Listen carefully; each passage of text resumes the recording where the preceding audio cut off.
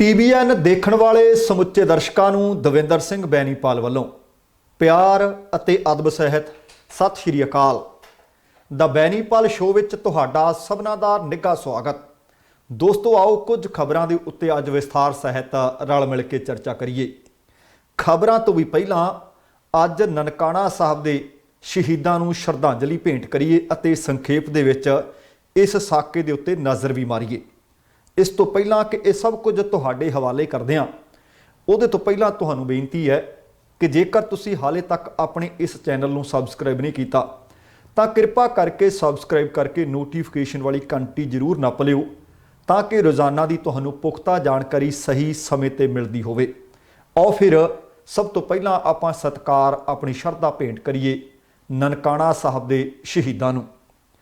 ਅਸਲ ਦੇ ਵਿੱਚ ਨਨਕਾਣਾ ਸਾਹਿਬ ਦਾ ਖੂਨੀ ਸਾਕਾ ਸਿੱਖ ਕੌਮ ਦੀ ਗੁਰਦੁਆਰਿਆਂ ਪ੍ਰਤੀ ਸ਼ਰਧਾ ਤੇ ਸਤਿਕਾਰ, ਗੁਰਦੁਆਰਿਆਂ ਦੇ ਪ੍ਰਬੰਧਾਂ ਦੀ ਮਰਿਆਦਾ ਦਾ ਸੰਚਾਲਨ, ਸਿੱਖ ਸੋਝੀ ਵਿੱਚ ਇੱਕ ਵਿਧੀ ਵਿਧਾਨ, ਇਹ ਸਾਰੀ ਚੇਤਨਤਾ ਤੇ ਆਧਾਰਿਤ ਹੈ ਤੇ ਸੱਚੀ ਪਹਿਰੇਦਾਰੀ ਦੀ ਗੱਲ ਕਰਦਾ ਹੈ। ਆਪਣੀ ਜਾਨ ਤੱਕ ਇਸ ਪਹਿਰੇਦਾਰੀ ਵਾਸਤੇ ਨਿਸ਼ਾਵਰ ਕਰਦਾ ਹੈ। ਸੋ ਇਹ ਸਾਰੀਆਂ ਗੱਲਾਂ ਦੀ ਤਰਜਮਾਨ ਹੈ ਸਾਕਾ ਨਨਕਾਣਾ ਸਾਹਿਬ। ਸਾਕਾ ਨਨਕਾਣਾ ਸਾਹਿਬ ਜਾਂ ਗੁਰਦੁਆਰਾ ਸੁਧਾਰ ਲਹਿਰ ਦੇ ਸੰਦਰਭ ਦੇ ਵਿੱਚ ਜੇਕਰ ਆਪਾਂ ਗੱਲ ਕਰਨੀ ਹੋਵੇ ਤਾਂ ਸਭ ਤੋਂ ਪਹਿਲਾਂ ਇਹ ਸਮਝਣ ਦੀ ਜ਼ਰੂਰਤ ਹੈ ਕਿ ਇਸ ਤੋਂ ਪਹਿਲਾਂ ਦਾ ਪਿਛੋਕੜ ਕੀ ਸੀ।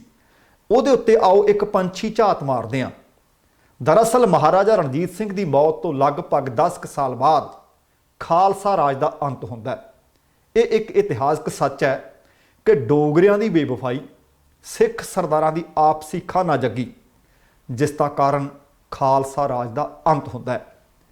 ਅਪ੍ਰੈਲ 1849 ਦੇ ਵਿੱਚ ਲਾਹੌਰ ਦਰਬਾਰ ਉੱਤੇ ਅੰਗਰੇਜ਼ਾਂ ਦਾ ਮੁਕੰਮਲ ਕਬਜ਼ਾ ਹੋ ਜਾਂਦਾ ਹੈ ਤੇ ਮਹਾਰਾਜਾ ਦਲੀਪ ਸਿੰਘ ਲਗਭਗ ਉਸ ਵਕਤ 11 ਵਰ੍ਹਿਆਂ ਦੇ ਸਨ। ਪੈਨਸ਼ਨ ਲਗਾ ਕੇ ਉਹਨਾਂ ਨੂੰ ਵਲਾਇਤ ਜਲਾਵਤਨ ਕਰ ਦਿੱਤਾ ਜਾਂਦਾ ਹੈ। ਮਹਾਰਾਣੀ ਜਿੰਦ ਕੌਰ, ਜਿਸ ਨੂੰ ਜਿੰਦਾ ਆਖਿਆ ਜਾਂਦਾ ਹੈ, ਮਹਾਰਾਣੀ ਜਿੰਦਾ ਨੂੰ ਬੰਦੀ ਬਣਾ ਲਿਆ ਜਾਂਦਾ ਹੈ ਤੇ ਖਾਲਸਾ ਰਾਜ ਦੇ ਅੰਤ ਦੇ ਕਾਰਨ ਸਿੱਖਾਂ ਦੇ ਵਿੱਚ ਸ਼ਾਹੀ ਨਮੋਸ਼ੀ ਦਾ ਈਸਾਈ ਪਾਦਰੀ ਫਾਇਦਾ ਉਠਾਉਣ ਲੱਗਦੇ ਹੈ। ਪੰਜਾਬ ਦੇ ਵਿੱਚ ਧਰਮ ਤਬਦੀਲ ਕਰਨ ਦੀ ਲਹਿਰ ਵਿੱਢ ਦਿੱਤੀ ਜਾਂਦੀ ਹੈ। ਧੜਾ ਧੜ ਗਿਰਜੇ ਘਰ ਉਸਰਨੇ ਸ਼ੁਰੂ ਹੋ ਜਾਂਦੇ ਹੈ। ਇਸੇ ਤਰ੍ਹਾਂ ਅੰਗਰੇਜ਼ ਸਰਕਾਰ ਦੇ ਅੰਗਰੇਜ਼ੀ ਬੋਲਣ ਤੇ ਬਹੁਤ ਸਾਰੇ ਬੰਗਾਲੀ ਅਫਸਰਾਂ ਨੇ ਪੰਜਾਬ ਦੇ ਵਿੱਚ ਬਰਮੋ ਸਮਾਜ ਦੇ ਕੇਂਦਰ ਖੋਲ੍ਹਣੇ ਵੀ ਸ਼ੁਰੂ ਕਰ ਦਿੱਤੇ। ਇਸ ਖਤਰੇ ਨੂੰ ਭਾਂਪਦੇ ਹੋਏ ਧਰਮ ਤਬਦੀਲੀ ਦੀ ਜਥੇਬੰਦਕ ਰੋਕਥਾਮ ਦੇ ਵਾਸਤੇ ਮੁਸਲਮਾਨਾਂ ਨੇ ਤਾਂ ਅੰਜੁਮਨ ਇਸਲਾਮ ਕਾਇਮ ਕਰ ਲਿਆ। ਸਿੱਖਾਂ ਨੇ ਇਸੇ ਤਰਜ਼ ਤੇ 1873 ਦੇ ਵਿੱਚ ਸਿੰਘ ਸਭਾ ਲਹਿਰ ਦੀ ਸਥਾਪਨਾ ਕੀਤੀ। 19ਵੀਂ ਸਦੀ ਦੇ ਅੰਤ ਤੱਕ ਇਸ ਲਹਿਰ ਦੇ ਫਲਸਰੂਪ ਲਗਭਗ 100 ਤੋਂ ਵੱਧ ਸਿੰਘ ਸਭਾਵਾਂ ਸਥਾਪਿਤ ਕਰ ਲਈਆਂ ਗਈਆਂ। ਸਿੰਘ ਸਭਾ ਲਹਿਰ ਦੇ ਪ੍ਰਭਾਵ ਨੂੰ ਫਿਰ ਮੱਠਾ ਕਰਨ ਲਈ ਅੰਗਰੇਜ਼ਾਂ ਨੇ ਇੱਕ ਵੱਡੀ ਚਾਲ ਚੱਲੀ। ਇਸ ਚਾਲ ਦੇ ਤਹਿਤ ਸਿੱਖਾਂ ਦੇ ਗੁਰਦੁਆਰਿਆਂ ਤੇ ਮਹੰਤਾਂ ਨੂੰ ਬਿਠਾ ਦਿੱਤਾ। ਅੰਗਰੇਜ਼ਾਂ ਦੀ ਸ਼ਹਿ ਦੇ ਉੱਤੇ ਮਹੰਤਾਂ ਨੂੰ ਗੁਰਦੁਆਰਿਆਂ ਵਿੱਚ ਗੁਰਮਰਿਆਦਾ ਨੂੰ ਵਿਸਾਰ ਕੇ ਉਹਨਾਂ ਉੱਤੇ ਮਨਮਾਨੀਆਂ ਸ਼ੁਰੂ ਕਰ ਦਿੱਤੀਆਂ ਉਹਨਾਂ ਨੇ, ਜਿਸ ਕਾਰਨ ਸਿੱਖ ਕੌਮ ਦੇ ਵਿੱਚ ਵਿਆਪਕ ਰੋਸ ਫੈਲਿਆ, ਜਿਸ ਦੇ ਫਲਸਰੂਪ ਫਿਰ ਗੁਰਦੁਆਰਾ ਸੁਧਾਰ ਲਹਿਰ ਹੋਂਦ ਵਿੱਚ ਆਉਂਦੀ ਹੈ। ਗੁਰਦੁਆਰਿਆਂ ਨੂੰ ਅੰਗਰੇਜ਼ ਦੇ ਟੋਡੀ ਮਹੰਤਾਂ ਦੇ ਚੁੰਗਲ ਦੇ ਵਿੱਚੋਂ ਆਜ਼ਾਦ ਕਰਵਾਉਣ ਦੀ ਇੱਕ ਮੁਹਿੰਮ ਵਿੱਢ ਦਿੱਤੀ ਜਾਂਦੀ ਹੈ। ਭਾਵੇਂ ਸਮਾਂ ਬਹੁਤ ਲੱਗਿਆ, ਪਰ ਇਹ ਲਹਿਰ ਸਾਲ 1919 ਤੋਂ ਲੈ ਕੇ 1926 ਤੱਕ ਲਗਭਗ 7 ਕੁ ਸਾਲ ਬਣਦੇ ਹੈ ਜਾਗਰੂਕ ਅਤੇ ਸਾਹਸੀ ਰੂਪ ਦੇ ਵਿੱਚ ਕਿਰਿਆਸ਼ੀਲ ਰਹਿੰਦੀ ਹੈ ਤੇ ਆਖਰ ਆਪਣੇ ਸਿਖਰਾਂ ਤੇ ਵੀ ਪੁੱਜਦੀ ਹੈ। ਨਨਕਾਣਾ ਸਾਹਿਬ ਦਾ ਸਾਕਾ, ਸ਼੍ਰੋਮਣੀ ਗੁਰਦੁਆਰਾ ਪ੍ਰਬੰਧਕ ਕਮੇਟੀ ਅਤੇ ਅਕਾਲੀ ਦਲ ਦੀ ਸਥਾਪਨਾ ਇਸੇ ਗੁਰਦੁਆਰਾ ਸੁਧਾਰ ਲਹਿਰ ਦੀ ਮੁਸੱਲਲ ਜੱਦੋ-ਜਹਿਦ ਦੇ ਮਹੱਤਵਪੂਰਨ ਪ੍ਰਣਾਮ ਆਖੇ ਜਾ ਸਕਦੇ ਹੈ। ਗੁਰੂ ਨਾਨਕ ਦੇਵ ਜੀ ਦਾ ਜਨਮ ਸਥਾਨ ਗੁਰਦੁਆਰਾ ਨਨਕਾਣਾ ਸਾਹਿਬ ਤੇ ਗੁਰਦੁਆਰਾ ਨਨਕਾਣਾ ਸਾਹਿਬ ਦੇ ਵਿੱਚ ਮਹੰਤ ਨਰੈਣ ਦਾਸ, ਜਿਸ ਨੂੰ ਨਰੈਣੂ ਆਖਿਆ ਜਾਂਦਾ ਹੈ, ਨਰੈਣੂ ਦੇ ਇਸ਼ਾਰੇ ਉੱਤੇ ਉਸ ਤੇ ਪਹਾੜੇ ਦੇ ਗੁੰਡਿਆਂ ਵੱਲੋਂ ਨਾਮ ਜਪਦੇ ਸਿੱਖਾਂ ਦੇ ਪਹਿਲੇ ਸ਼ਹੀਦੀ ਜਥੇ ਨੂੰ ਕਤਲੇਆਮ ਕੀਤਾ ਗਿਆ ਅਤੇ ਉਸ ਨੂੰ ਮੁਕੰਮਲ 100 ਵਰ੍ਹੇ ਹੋ ਰਹੇ ਨੇ ਤੇ ਇਹ ਖੂਨੀ ਸਾਕਾ 20 ਫਰਵਰੀ 1921 ਨੂੰ ਨਨਕਾਣਾ ਸਾਹਿਬ ਗੁਰਦੁਆਰਾ ਜਨਮ ਸਥਾਨ ਦੇ ਅੰਦਰ ਵਾਪਰਿਆ ਸੀ। ਸਿੱਖ ਇਤਿਹਾਸ ਦੇ ਪੰਨਿਆਂ ਦੇ ਵਿੱਚ ਇਹ ਕਤਲੇਆਮ, ਇਹ ਸਾਕਾ ਨਨਕਾਣਾ ਸਾਹਿਬ ਦੇ ਨਾਮ ਨਾਲ ਦਰਜ ਹੈ। ਇਹ ਉਹ ਸਮਾਂ ਸੀ ਜਦੋਂ ਲਗਭਗ ਸਾਰੇ ਵੱਡੇ ਇਤਿਹਾਸਕ ਗੁਰਦੁਆਰਿਆਂ ਦਾ ਪ੍ਰਬੰਧ ਅੰਗਰੇਜ਼ ਸਰਕਾਰ ਦੇ ਪਿੱਠੂ ਮਹੰਤਾਂ ਦੇ ਕੋਲ ਸੀ। ਅੰਗਰੇਜ਼ ਸਰਕਾਰ ਹਰ ਪੱਖੋਂ ਮਹੰਤਾਂ ਦੀ ਪੁਸ਼ਤ ਪਨਾਹੀ ਕਰਦੀ पर इखलाक महत्व ਜਾਂ मैं ये आख सकदा कि गुर मर्यादा दीआं जिन्नियां धज्जियां उड़ाईਆਂ गईਆਂ पवित्र मर्यादा नूं जिन्ना दरकिनार किया गया, ये अंग्रेज़ों की सह के उत्ते उस वक्त महंतां ने रज के किया।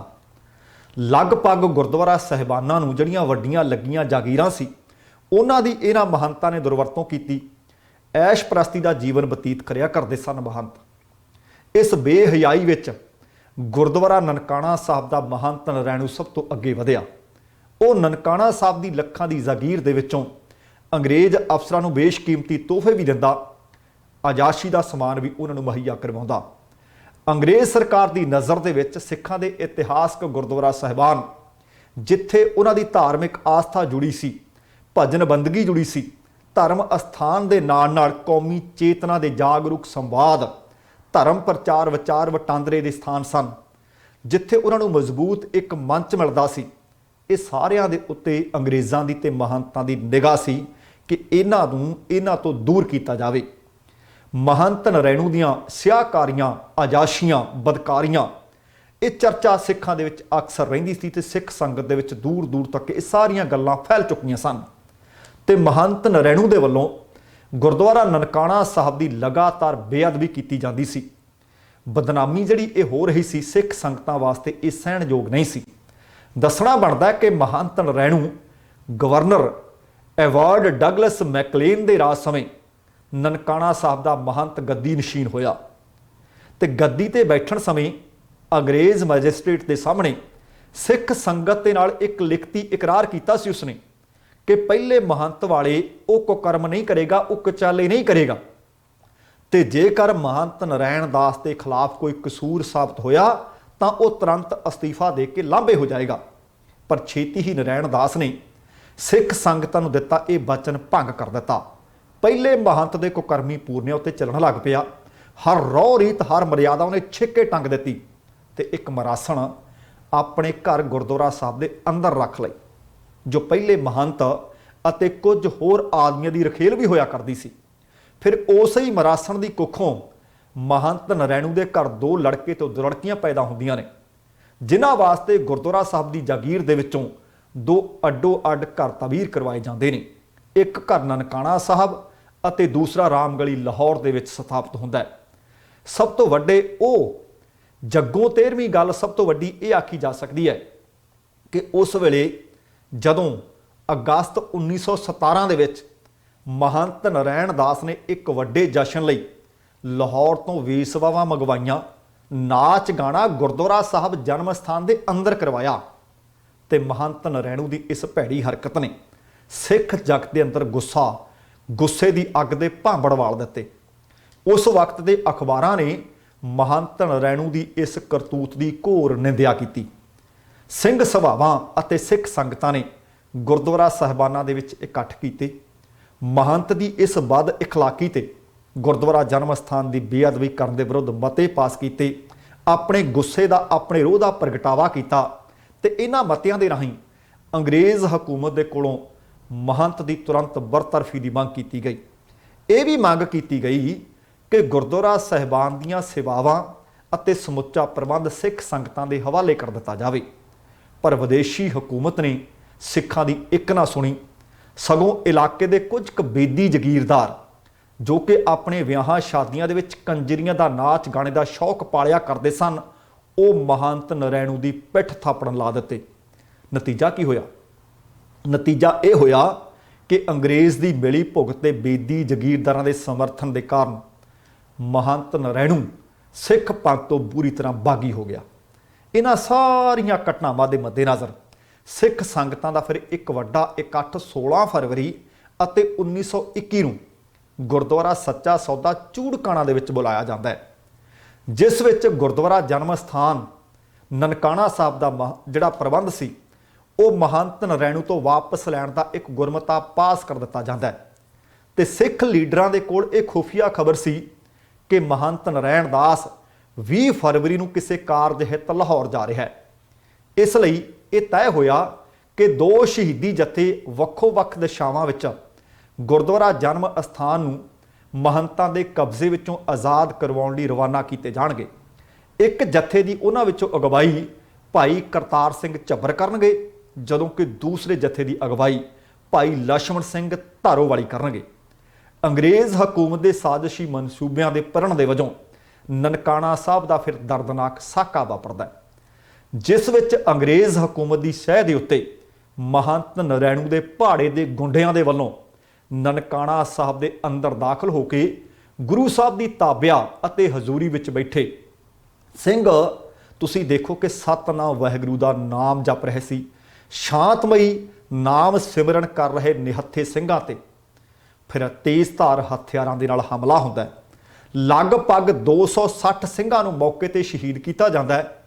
ਸ਼ਹੀਦ ਹੋਣ ਵਾਲਿਆਂ ਵਿੱਚ ਉਸ ਜਥੇ ਦੇ ਵਿੱਚ ਕੁਝ ਨੌਜਵਾਨ ਵੀ ਸਨ, ਕੁਝ ਬੱਚੇ ਵੀ ਸਨ ਤੇ ਕੁਝ ਬੀਬੀਆਂ ਵੀ ਸਨ, ਅਤੇ ਸਭ ਤੋਂ ਛੋਟੀ ਉਮਰ ਦਾ ਇੱਕ 7 ਸਾਲ ਦਾ ਬੱਚਾ ਵੀ ਸੀ, ਜੋ ਸੰਗਤਾਂ ਦੇ ਨਾਲ ਬੈਠਾ ਉਸ ਵਕਤ ਅੱਖਾਂ ਮੀਚ ਕੇ ਸਤਨਾਮ ਵਾਹਿਗੁਰੂ ਦਾ ਜਾਪ ਕਰ ਰਿਹਾ ਸੀ।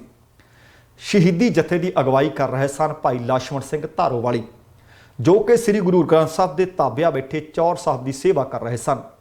ਜਦੋਂ ਉਹਨਾਂ ਨੂੰ ਸ਼ਹੀਦ ਕੀਤਾ ਗਿਆ ਅਤੇ ਇੱਕ ਜੰਡ ਨਾਲ ਬੰਨ੍ਹ ਕੇ ਸਾੜ ਦਿੱਤਾ ਗਿਆ, ਗੁਰੂ ਗ੍ਰੰਥ ਸਾਹਿਬ ਜੀ ਨੂੰ ਵੀ ਪਾਪੀਆਂ ਨੇ ਬਖਸ਼ਿਆ ਨਹੀਂ, ਗੋਲੀਆਂ ਦੇ ਨਾਲ ਛਲਣੀ ਕਰ ਦਿੱਤਾ। ਅਦਮ ਹੋਏ ਅਤੇ ਜ਼ਖਮੀ ਹੋਏ ਸਿੰਘਾਂ ਨੂੰ ਚੁੱਕਿਆ ਗਿਆ। ਲੱਕੜਾਂ ਦੇ ਉੱਤੇ ਢੇਰ ਦੇ ਉੱਤੇ ਬਲਦੀ ਅੱਗ ਦੇ ਵਿੱਚ ਕੁਝ ਤੜਫਦਿਆਂ ਨੂੰ, ਕੁਝ ਸਹਿਕਦਿਆਂ ਨੂੰ, ਕੁਝ ਮੋਇਆਂ ਨੂੰ, ਕੁਝ ਅਦਮ ਹੋਇਆਂ ਨੂੰ ਜਿੰਦਾ ਰਾਖ ਦੇ ਢੇਰ ਦੇ ਵਿੱਚ ਬਦਲ ਦਿੱਤਾ ਗਿਆ, ਤਾਂ ਜੋ ਇਸ ਘਟਨਾ ਦੇ ਸਬੂਤ ਮਿਟਾ ਦਿੱਤੇ ਜਾਣ। ਇਹ ਸੀ ਸਾਕਾ ਨਨਕਾਣਾ ਸਾਹਿਬ, ਜਿਸ ਦੀ ਸ਼ਤਾਬਦੀ ਮਨਾਈ ਜਾ ਰਹੀ ਹੈ। ਪਰ ਭਾਰਤ ਸਰਕਾਰ ਦੇ ਵੱਲੋਂ ਜਿਸ ਜਥੇ ਨੇ ਇਸ ਸ਼ਹੀਦੀ ਸਾਕੇ ਨੂੰ ਜਾ ਕੇ ਸਮਰਪਿਤ ਹੋਣਾ ਸੀ, ਸ਼ਰਧਾ ਤੇ ਸਤਿਕਾਰ ਭੇਂਟ ਕਰਨਾ ਸੀ, ਜਾਣ ਦੇ ਉੱਤੇ ਰੋਕ ਲਗਾ ਦਿੱਤੀ ਗਈ ਹੈ। ਤੇ ਦੂਸਰੇ ਪਾਸੇ ਪਾਕਿਸਤਾਨ ਦੀ ਸਰਕਾਰ ਦੇ ਵੱਲੋਂ ਆਖਿਆ ਗਿਆ ਕਿ ਇਕੱਲੇ ਭਾਰਤ ਤੋਂ ਹੀ ਨਹੀਂ, ਸਮੁੱਚੀ ਦੁਨੀਆ ਭਰ ਦੇ ਵਿੱਚੋਂ ਆਉਣ ਵਾਲੇ ਸਿੱਖਾਂ ਦਾ ਉਚੇਚੇ ਤੌਰ ਤੇ ਰਹਿਣ ਸਹਿਣ ਦਾ ਅਤੇ ਸੁਰੱਖਿਆ ਦਾ ਪ੍ਰਬੰਧ ਹਰ ਵਰੇ ਦੀ ਤਰ੍ਹਾਂ ਅਸੀਂ ਇਸ ਵਾਰ ਵੀ ਉਚੇਚਾ ਕੀਤਾ ਹੋਇਆ ਸੀ। ਪਰ ਇਸ ਦੇ ਬਾਵਜੂਦ ਵੀ ਭਾਰਤ ਵਿੱਚੋਂ ਜਾਣ ਵਾਲੇ ਜਥੇ ਨੂੰ ਰੋਕ ਦਿੱਤਾ ਗਿਆ ਹੈ। ਇਹ ਸੀ ਅੱਜ ਦੇ ਦਿਨ ਦੇ ਉੱਤੇ ਵਿਸ਼ੇਸ਼। ਤੇ ਆਓ ਇਸ ਤੋਂ ਪਹਿਲਾਂ ਕਿ ਅਗਲੀ ਖਬਰ ਵੱਲ ਹੁਣ ਰੁਖ ਕਰੀਏ, ਇਹ ਗੱਲ ਮੈਂ ਤੁਹਾਡੇ ਨਾਲ ਸਾਂਝੀ ਕਰਨੀ ਚਾਹੁੰਦਾ ਹਾਂ ਕਿ ਜਿਹੜੀਆਂ ਕੌਮਾਂ ਆਪਣੇ ਇਤਿਹਾਸ ਨੂੰ ਭੁੱਲ ਜਾਂਦੀਆਂ ਨੇ ਨਾ, ਉਹ ਦੁਨੀਆ ਦੇ ਉੱਤੋਂ ਗਲਤ ਅੱਖਰ ਵਾਂਗੂ ਮਿਟ ਜਾਇਆ ਕਰਦੀਆਂ ਨੇ। ਸੋ ਇਤਿਹਾਸ ਦੇ ਉੱਤੇ ਨਜ਼ਰ ਮਾਰਦੇ ਰਹੀਏ। ਅਗਲੀ ਖਬਰ ਬੜੀ ਮਹੱਤਵਪੂਰਨ ਹੈ, ਖਾਸ ਕਰਕੇ ਉਹਨਾਂ ਲੋਕਾਂ ਦੇ ਵਾਸਤੇ ਜਿਹੜੇ ਅਮਰੀਕਾ ਦੇ ਵਿੱਚ ਜਾਂ ਤਾਂ ਪੱਕੇ ਨਹੀਂ ਜਾਂ ਅਮਰੀਕਾ ਦੇ ਵਿੱਚ ਪੇਸ਼ੇ ਦੇ ਤੌਰ ਤੇ ਕੰਮ ਕਰਨਾ ਚਾਹੁੰਦੇ ਆ। ਅਸਲ ਦੇ ਵਿੱਚ ਅਮਰੀਕੀ ਨਾਗਰਿਕਤਾ ਬਿੱਲ 2021 ਨੂੰ ਹੁਣ ਸੰਸਦ ਦੇ ਵਿੱਚ ਪੇਸ਼ ਕਰ ਦਿੱਤਾ ਗਿਆ। ਇਸ ਦੇ ਜ਼ਰੀਏ ਰੁਜ਼ਗਾਰ ਆਧਾਰਿਤ ਗ੍ਰੀਨ ਕਾਰਡ ਲਈ ਕਿਸੇ ਦੇਸ਼ ਦੇ ਪ੍ਰਵਾਸੀਆਂ ਦੀ ਗਿਣਤੀ ਸੀਮਿਤ ਕਰਨ ਤੇ ਪਹਿਲਾਂ ਤੋਂ ਲਗਾਈ ਰੋਕ ਖਤਮ ਹੋ ਜਾਏਗੀ। ਫਿਰ ਕਾਨੂੰਨ ਬਣਨ ਦੇ ਬਾਅਦ H1B ਵੀਜ਼ਾ ਧਾਰਕਾਂ ਦੇ ਜਿਹੜੇ ਨਿਰਭਰ ਰਹਿਣ ਵਾਲੇ ਕਾਮਿਆਂ ਨੂੰ ਵੀ ਕੰਮ ਕਰਨ ਦੀ ਆਗਿਆ ਮਿਲ ਜਾਏਗੀ। ਅਮਰੀਕਾ ਦੇ ਵਿੱਚ ਟੈਕਨੋਲੋਜੀ ਖੇਤਰ ਦੇ ਵਿੱਚ ਕੰਮ ਕਰਨ ਵਾਲੀ ਹਜ਼ਾਰਾਂ ਭਾਰਤੀਆਂ ਨੂੰ ਸਿੱਧਾ ਜੇਕਰ ਇਹ ਕਾਨੂੰਨ ਬਣ ਜਾਂਦਾ ਫਾਇਦਾ ਹੋਵੇਗਾ। ਸੰਸਦ ਦੇ ਦੋਵੇਂ ਸਦਨਾਂ, ਇੱਕ ਪ੍ਰਤੀਨਿਧੀ ਸਭਾ ਤੇ ਦੂਸਰੀ ਸੈਨੇਟ, ਉਹਨਾਂ ਦੇ ਵਿੱਚ ਬਿੱਲ ਪਾਸ ਹੋ ਜਾਣ ਅਤੇ ਉਸ ਤੋਂ ਬਾਅਦ ਰਾਸ਼ਟਰਪਤੀ ਜੋ ਬਾਈਡਨ ਦੇ ਦਸਤਖਤ ਹੋ ਜਾਣ ਤੋਂ ਬਾਅਦ ਇਹ ਬਿੱਲ ਕਾਨੂੰਨ ਦਾ ਰੁਤਬਾ ਪ੍ਰਾਪਤ ਕਰ ਜਾਏਗਾ ਅਤੇ ਇਹਦੇ ਕਾਨੂੰਨ ਬਣ ਜਾਣ ਤੋਂ ਬਾਅਦ ਬਿਨਾਂ ਦਸਤਾਵੇਜ਼ ਦੇ ਰਹਿ ਰਹੇ ਵੈਧ ਤਰੀਕੇ ਨਾਲ ਅਮਰੀਕਾ ਵਿੱਚ ਆਏ ਲੱਖਾਂ ਲੋਕਾਂ ਨੂੰ ਨਾਗਰਿਕਤਾ ਮਿਲਣ ਦਾ ਰਾਹ ਪੱਧਰਾ ਹੋਵੇਗਾ। ਸੈਨੇਟਰ ਬੌਬ ਮੈਂਡੇਜ਼ ਅਤੇ ਪ੍ਰਤੀਨਿਧੀ ਸਭਾ ਦੀ ਮੈਂਬਰ ਲਿੰਡਾ ਸਾਂਚੇਜ਼ ਨੇ ਪੱਤਰਕਾਰਾਂ ਨੂੰ ਕਿਹਾ ਕਿ ਅਮਰੀਕੀ ਨਾਗਰਿਕਤਾ ਕਾਨੂੰਨ 2021 ਵਿੱਚ ਇਮੀਗ੍ਰੇਸ਼ਨ ਸੁਧਾਰ ਦੀ ਵਿਵਸਥਾ ਕੀਤੀ ਗਈ ਹੈ। ਇਸ ਮਹੱਤਵਪੂਰਨ ਕਦਮ ਦੇ ਤਹਿਤ ਗ੍ਰੀਨ ਕਾਰਡ ਲਈ 10 ਸਾਲ ਤੋਂ ਵੱਧ ਸਮੇਂ ਦਾ ਇੰਤਜ਼ਾਰ ਕਰ ਰਹੇ ਪੇਸ਼ੇਵਰਾਂ ਨੂੰ ਵੈਧ ਰੂਪ ਨਾਲ ਸਥਾਈ ਤੌਰ ਤੇ ਰਹਿਣ ਦੀ ਮਨਜ਼ੂਰੀ ਮਿਲ ਜਾਏਗੀ। ਇਸ ਕਾਨੂੰਨ ਦੇ ਬਣਨ ਨਾਲ ਸਭ ਤੋਂ ਜ਼ਿਆਦਾ ਫਾਇਦਾ ਭਾਰਤੀਆਂ ਨੂੰ ਹੋ ਜਾਣ ਦੀ ਸੰਭਾਵਨਾ ਹੈ। ਦੱਸਣਾ ਬਣਦਾ ਹੈ ਕਿ ਰਾਸ਼ਟਰਪਤੀ ਬਾਈਡਨ ਨੇ 20 ਜਨਵਰੀ ਨੂੰ ਸਹੁੰ ਚੁੱਕਣ ਦੇ ਤੁਰੰਤ ਬਾਅਦ ਇਸ ਬਿੱਲ ਨੂੰ ਸੰਸਦ ਲਈ ਭੇਜ ਦਿੱਤਾ ਸੀ। ਇਸ ਦੇ ਤਹਿਤ ਰੁਜ਼ਗਾਰ ਆਧਾਰਿਤ ਪੈਂਡਿੰਗ ਵੀਜ਼ਾ ਨੂੰ ਮਨਜ਼ੂਰੀ ਦਿੱਤੀ ਜਾਏਗੀ। ਹਰੇਕ ਦੇਸ਼ ਤੇ ਵੀਜ਼ਾ ਲਈ ਲਗਾਈ ਗਈ ਸੀਮਾ ਖਤਮ ਕਰ ਦਿੱਤੀ ਜਾਏਗੀ ਅਤੇ ਉਡੀਕ ਸਮੇਂ ਨੂੰ ਘਟਾਇਆ ਜਾਏਗਾ। ਬਿੱਲ ਵਿੱਚ ਅਮਰੀਕੀ ਯੂਨੀਵਰਸਿਟੀਆਂ ਤੋਂ STEM ਵਿਸ਼ੇ ਦੀ ਡਿਗਰੀ ਧਾਰਕਾਂ ਦੇ ਅਮਰੀਕਾ ਵਿੱਚ ਰਹਿਣ ਦਾ ਰਸਤਾ ਵੀ ਆਸਾਨ ਬਣਾਉਣ ਦੀ ਵਿਵਸਥਾ ਕੀਤੀ ਗਈ ਹੈ। ਦੱਸਣਾ ਬਣਦਾ ਕਿ STEM ਭਾਵ ਵਿਗਿਆਨ, ਸਾਇੰਸ, ਟੈਕਨੋਲੋਜੀ, ਇੰਜੀਨੀਅਰਿੰਗ ਅਤੇ ਮੈਥ ਇਹਨਾਂ ਵਿਸ਼ਿਆਂ ਵਿੱਚ ਡਿਗਰੀ ਲਈ ਅਮਰੀਕੀ ਯੂਨੀਵਰਸਿਟੀਆਂ ਵਿੱਚ ਸਭ ਤੋਂ ਵੱਧ ਜਿਹੜੇ ਵਿਦਿਆਰਥੀ ਆਉਂਦੇ ਆ ਤਾਂ ਉਹ ਭਾਰਤ ਦੇ ਨੇ। ਦੋਵਾਂ ਸਦਨਾਂ ਦੇ ਵਿੱਚ ਸੱਤਾਧਾਰੀ ਡੈਮੋਕ੍ਰੇਟਿਕ ਪਾਰਟੀ ਦਾ ਬਹੁਮਤ ਹੈ। ਵੇਖਦੇ ਹਾਂ ਕਿ ਇਹ ਜੇਕਰ ਬਿੱਲ ਪਾਸ ਹੋ ਜਾਂਦਾ ਹੈ ਤਾਂ ਬਹੁਤ ਸਾਰੇ ਲੋਕਾਂ ਦੀ ਆਸ ਦੀ ਕਿਰਨ ਜਿਹੜੀ ਜਾਗੀ ਹੈ ਉਹਨਾਂ ਨੂੰ ਬੂਰ ਪੈ ਜਾਵੇਗਾ। ਸੁਣ ਅਗਲੀ ਖਬਰ ਜਿਹੜੀ ਉਹ ਸਾਡੇ ਆਪਣੇ ਮੁਲਕ ਕੈਨੇਡਾ ਵਾਲੇ ਪਾਸਿਓਂ ਆ। ਇਹ ਤਾਂ ਸੀ ਕਿ ਲੱਖਾਂ ਜਿਹੜੇ ਵਿਚਾਰੇ ਲੋਕ ਉਡੀਕ ਕਰ ਰਹੇ ਆ ਉਹਨਾਂ ਵਾਸਤੇ ਅਮਰੀਕਾ ਦੇ ਵਿੱਚ ਆਸ ਦੀ ਕਿਰਨ ਹੈ। ਹੁਣ ਕੈਨੇਡਾ ਵਿੱਚ ਵੀ ਕੈਨੇਡਾ ਸਰਕਾਰ ਨੇ ਜਦੋਂ ਕੋਵਿਡ ਆਇਆ ਤੇ ਕਈ ਬੈਨੀਫਿਟ ਦਿੱਤੇ ਸੀ ਜਿਸ ਦਾ ਦੁਨੀਆ ਭਰ ਦੇ ਵਿੱਚ ਚਰਚਾ ਹੋਇਆ ਸੀ ਅਤੇ ਟਰੂਡੋ ਸਰਕਾਰ ਦੀ ਸ਼ਲਾਘਾ ਹੋਈ ਸੀ। ਹਾਲਾਂਕਿ ਘੱਟ ਗਿਣਤੀ ਸਰਕਾਰ ਹੈ। ਹੁਣ ਫਿਰ ਪ੍ਰਧਾਨ ਮੰਤਰੀ ਜਸਟਿਨ ਟਰੂਡੋ ਨੇ ਕਿਹਾ ਕਿ ਫੈਡਰਲ ਸਰਕਾਰ ਦੇ ਵੱਲੋਂ ਦੋ ਅਹਿਮ ਬੈਨੀਫਿਟ ਹਾਸਲ ਕਰਨ ਦੇ ਲਈ 12 ਹਫ਼ਤੇ ਦੀ ਐਲੀਜੀਬਿਲਟੀ ਵਧਾਉਣ ਦਾ ਉਪਰਾਲਾ ਕੀਤਾ ਜਾ ਰਿਹਾ ਹੈ। ਸੋ ਦੇਖੋ ਕਿ ਇੱਕ ਵਾਰੀ ਫਿਰ ਇਸ ਨਾਲ ਹੋਣਾ ਕੀ ਹੈ। ਇਸ ਨਾਲ ਬੇਰੁਜ਼ਗਾਰ ਵਰਕਰਾਂ ਅਤੇ ਬੱਚਿਆਂ ਲਈ ਘਰਾਂ ਵਿੱਚ ਰੁਕਣ ਵਾਲੇ ਮਾਪਿਆਂ ਨੂੰ ਲਾਭ ਮਿਲੇਗਾ। ਇਸ ਤਹਿਤ ਕੈਨੇਡਾ ਰਿਕਵਰੀ ਬੈਨੀਫਿਟ ਅਤੇ Canada recovery care giving benefit ਜ਼ਰੀਏ ਲਾਭ ਹਾਸਲ ਕਰਨ ਵਾਲਿਆਂ ਲਈ ਇਸ ਸਮਾਂ ਸੀਮਾ ਨੂੰ 26 ਹਫ਼ਤਿਆਂ ਦੀ ਥਾਂ ਤੇ 38 ਹਫ਼ਤੇ ਕੀਤਾ ਜਾ ਰਿਹਾ ਹੈ। ਪ੍ਰਧਾਨ ਮੰਤਰੀ ਟਰੂਡੋ ਨੇ ਕਿਹਾ ਕਿ ਫੈਡਰਲ ਸਿਕਨੈਸ ਬੈਨੀਫਿਟ ਨੂੰ ਵੀ 2 ਹਫ਼ਤਿਆਂ ਦੀ ਥਾਂ ਤੇ 4 ਹਫ਼ਤਿਆਂ ਤੱਕ ਵਧਾਇਆ ਜਾ ਰਿਹਾ ਹੈ। ਉਹਨਾਂ ਇਹ ਵੀ ਕਿਹਾ ਕਿ ਇਸ ਨਾਲ ਜਿਹੜੇ ਵਰਕਰ ਬਿਮਾਰ ਮਹਿਸੂਸ ਕਰਨ ਤੇ ਘਰ ਵਿੱਚ ਰਹਿ ਸਕਣਗੇ। ਦੱਸਣਾ ਬਣਦਾ ਹੈ ਕਿ ਇਸ ਤੋਂ ਇਲਾਵਾ ਇੰਪਲਾਇਮੈਂਟ ਇੰਸ਼ੋਰੈਂਸ ਐਲੀਜੀਬਿਲਟੀ ਨੂੰ ਵੀ ਵਧਾਇਆ ਜਾ ਰਿਹਾ ਹੈ। ਇਸ ਦੇ ਲਈ ਕੁਆਲੀਫਾਈ ਕਰਨ ਵਾਲੇ ਲੋਕ ਹੁਣ 50 ਹਫ਼ਤੇ ਤੱਕ ਕਲੇਮ ਹਾਸਲ ਕਰ ਸਕਣਗੇ। ਇਸ ਤੋਂ ਪਹਿਲਾਂ ਇਸ ਨੂੰ ਬੀਤੇ ਸਤੰਬਰ ਮਹੀਨੇ ਵਿੱਚ 26 ਹਫ਼ਤੇ ਰੱਖਣ ਦਾ ਪ੍ਰਪੋਜ਼ਲ ਸੀ। ਕਹਿਣ ਦਾ ਭਾਵ ਕੈਨੇਡਾ ਸਰਕਾਰ ਨੇ ਇੱਕ ਵਾਰ ਫਿਰ ਤੋਂ ਲੋਕਾਂ ਨੂੰ ਵੱਡੀ ਰਾਹਤ ਦਾ ਐਲਾਨ ਕਰ ਦਿੱਤਾ ਹੈ। ਅਗਲੀ ਖਬਰ ਵੀ ਦੁਨੀਆ ਭਰ ਦੇ ਵਿੱਚ ਇੱਕ ਲਹਿਰ ਚੱਲੀ ਸੀ ਬਲੈਕ ਲਾਈਵਜ਼ ਮੈਟਰ। ਜਦੋਂ ਜੋਰਜ ਫਲੋਇਡ ਦਾ ਅਮਰੀਕਾ ਦੇ ਵਿੱਚ ਕਤਲ ਹੁੰਦਾ ਉਹਦੇ ਤੋਂ ਬਾਅਦ ਕੈਨੇਡਾ ਦੀ ਵੱਡੀ ਪੁਲਿਸ ਫੋਰਸ RCMP ਦਾ ਚੀਫ ਕਹਿੰਦਾ ਕਿ ਹਾਂ ਕੈਨੇਡਾ ਵਿੱਚ ਅਤੇ RCMP ਵਿੱਚ ਸਿਸਟੈਮਿਕ ਰੇਸਿਜ਼ਮ ਹੈ। ਕੈਨੇਡਾ ਦੇ ਪ੍ਰਧਾਨ ਮੰਤਰੀ ਜਸਟਿਨ ਟਰੂਡੋ ਨੇ ਮੰਨਿਆ ਸੀ ਕਿ ਕੈਨੇਡਾ ਵਿੱਚ ਸਿਸਟੈਮਿਕ ਰੇਸਿਜ਼ਮ ਹੈ। ਦੇਖੋ ਕਿ ਤਸਲੀਮ ਕਰਨਾ ਆਪਣੇ ਆਪ ਦੇ ਵਿੱਚ ਬਹੁਤ ਵੱਡੀ ਗੱਲ ਹੈ ਕਿ ਇੱਕ ਖਾਸ ਕਿਸਮ ਦਾ ਨਸਲਵਾਦ ਹੈ। ਹੁਣ ਇਸ ਨਸਲਵਾਦ ਨੂੰ ਖਤਮ ਕਰਨਾ ਚਾਹੁੰਦੀ ਹੈ ਸਰਕਾਰ।